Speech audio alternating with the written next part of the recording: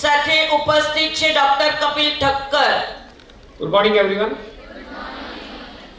And I thank Bhupesh Bhai and team Femicon for inviting me and giving me this opportunity. આપ સૌની સમક્ષ હું urinary tract infection બાબતે કહીશ થોડું. તો યુરિન ઇન્ફેક્શન ક્યારે અને કઈ રીતે કોમનલી જોવામાં આવે છે, જેમ કે હોસ્પિટલ સેટિંગ્સમાં જે પેશન્ટ એડમિટ છે, જેને અંદર યુરિનની બેગ મૂકેલી છે, જે આઈસીયુમાં એડમિટ છે, આ લોકોને બહુ કોમનલી જોવામાં આવે છે યુરિન ઇન્ફેક્શન.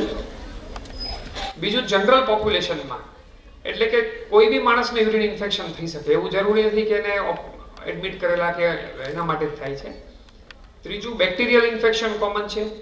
ચોથું કે એલ્ડરલી ફિમેલ્સ, જે મેનોપોઝલ ફિમેલ્સ હોય એમાં બી હોય છે, અને યંગ સેક્સ્યુઅલી એક્ટિવ ફિમેલ્સમાં કોમન હોય છે, કારણ કે નીચે વજાઇનલ ઇન્ફેક્શન ઇઝીલી બેક્ટેરિયા યુરિનની નળી દ્વારા અંદર જઈ શકે છે અને યુરિન ઇન્ફેક્શન કરી શકે છે. સો યુરિન ઇન્ફેક્શન કઈ રીતે થાય છે? How does urine infection happen? So mostly એ આજુ જેમ કે આપણું આંતરડાની વાત કરી પહેલા, આપણે જે પ્રોબાયોટિક્સ ને બધું તમે બહુ સારી રીતે સાંભળ્યું, તે રીતે આંતરડાનું જે ઇન્ફેક્શન હોય છે એના બેક્ટેરિયા હોય છે. એ બેક્ટેરિયા તમારે ઇઝીલી તમારા પાછળથી આવી અને યુરિન નાળી સુધી એક્સેસ મળે છે. તો આ ઈ કોલાઈ નામનો બેક્ટેરિયા છે કે જે કોમનલી યુરિન ઇન્ફેક્શન કરી શકે છે.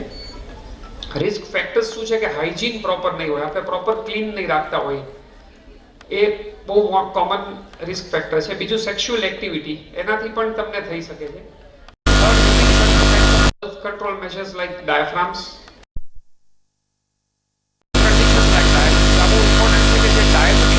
જે દર્દીઓને, જે પેશન્ટ્સને, એને કોઈ બી ઇન્ફેક્શન લાગવાનો ચાન્સ વધારે હોય છે, એમાં ખાસ કરીને યુરિન ઇન્ફેક્શન. એટલે ડાયાબિટીક દર્દીઓએ પોતાની હાઇજીનનું ખાસ ધ્યાન રાખવું પડતું હોય છે અને ડાયાબિટીસ કંટ્રોલ પ્રોપર રાખવો પડતો હોય છે. Next please. સો આ બધા બેક્ટેરિયા છે જે અલગ અલગ જે યુરિન ઇન્ફેક્શન કરી શકે. ફક્ત તમે નામ યાદ રાખવાની જરૂર નથી. ઇકોલાઈ, ક્લેપ્સિયેલા, પ્રોટિયસ, આ બધા અલગ અલગ બેક્ટેરિયા છે. આમાં અમુક બેક્ટેરિયા એવા પણ છે જે સ્ટોન બી બનાવી શકે, જેમ કે પ્રોટિયસ છે એ યુરિયા સ્પ્લિટિંગ બેક્ટેરિયા છે. એ સ્ટોન યુરિન ઇન્ફેક્શન જો વારંવાર થાય તો તમને પથરી પણ બની શકે અને કિડનીને પણ ડેમેજ કરી શકે છે. Next please.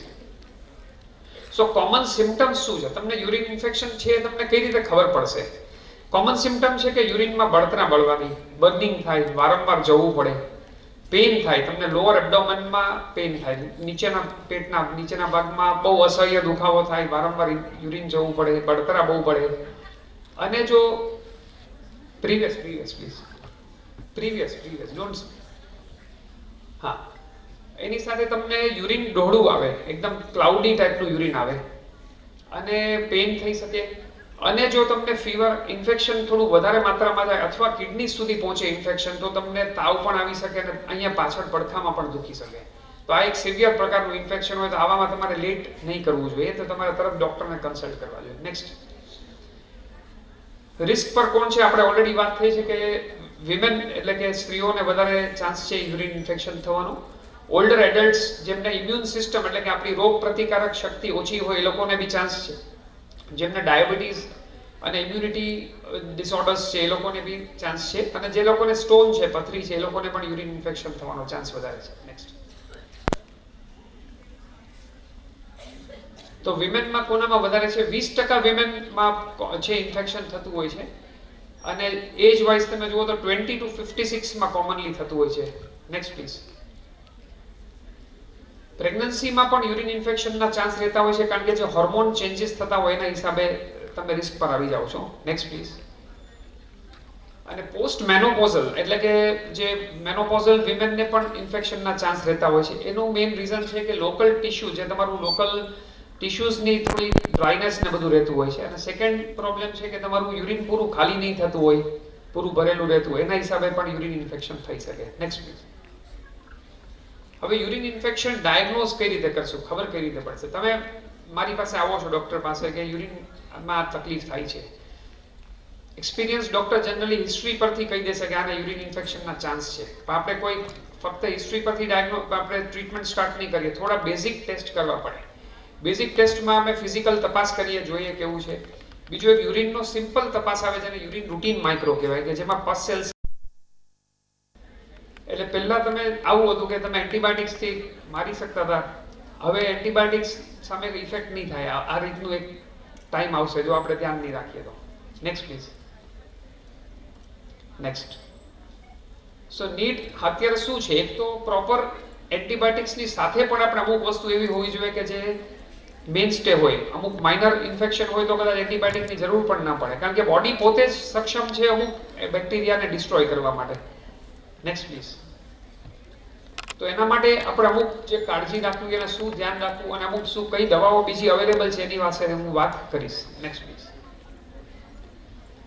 તો એક ક્રેનબેરી નામનું ફ્રૂટ આવે છે. તમે યુરિન બહુ વધારે રોકીને નહીં રાખવાનું. Third, wipe from front to back. જ્યારે પણ તમે મોશન પાસ કરીને જે વાઇપ કરો છો તો પાછળથી આગળ કરો તો પાછળના જે બેક્ટેરિયા હોય છે મોશન્સના એ ઇઝીલી યુરિન ટ્રેકને એક્સેસ મળી શકે, એટલે ફ્રન્ટ ટુ બેક વાઇપ કરો. સેકન્ડ, યુરિનેટ આફ્ટર સેક્સ અને પ્રોપર હાઇજીન ની પહેલા અને પછી બંને પાર્ટનર્સે પ્રોપર ક્લિનિંગ પછી જ કરવું જોઈએ, તો જેનાથી હિસાબે કોઈને ઇન્ફેક્શનના ચાન્સ ઓછા થઈ જાય. અવોઇડ ઇરિટન્ટ્સ, એટલે use mild soaps and avoid feminine hygiene sprays or powders. બહુ વધારે કોસ્મેટિક્સ કરતાં તમે નેચરલ સોપ્સને વાપરો તો વધારે સારું. Next please. અને ક્યારે ડૉક્ટરને બતાવવું, તો જો સિમ્ટમ્સ વધારે રહે, તમને વધારે દુખાવો બળતરા કન્ટિન્યુ થાય તો તમારે બતાવવું જોઈએ. સેકન્ડ, એકદમ વધારે ફીવર કે હાઈ ગ્રેડ જો પેઇન વધારે થાય તો, અને ત્રીજું કંઈ રિકરન્ટ ઇન્ફેક્શન્સ થતું હોય, આ 3 કેસમાં તમારે ખાસ ડૉક્ટરનું કન્સલ્ટ કરવું જોઈએ. Next please. So key takeaways are UTIs are common. Urinary tract infection common છે પણ ટ્રીટેબલ છે. અર્લી ટ્રીટમેન્ટ જરૂરી છે, માટે ડૉક્ટરની સલાહ લેવી જોઈએ. ક્યારે પણ જાતે કોઈ એન્ટીબાયોટિકનો કોર્સ નહીં કરવાનો. Preventive measures can significantly reduce the risk of urinary tract infection and seek medical attention if symptoms persist or worsen. Next. Thank you. Sir, આપને નમ્ર નિવેદન કે અમારી બહેનોને તમે જે વક્તવ્ય આપ્યું છે એમાંથી કોઈ પણ ક્વેશ્ચન પૂછી શકો છો. કયું ફ્રૂટ છે કે જે યુરિન ઇન્ફેક્શન પ્રિવેન્ટ કરે? I think the lady sitting on the third. યા,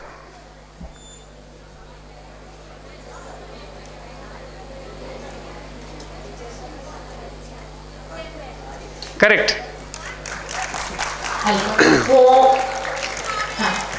હું અત્રે ઉપસ્થિત નવયુગ કોમર્સ કોલેજના જગન સરને વિનંતી કરીશ કે દીકરીને સન્માનિત કરે.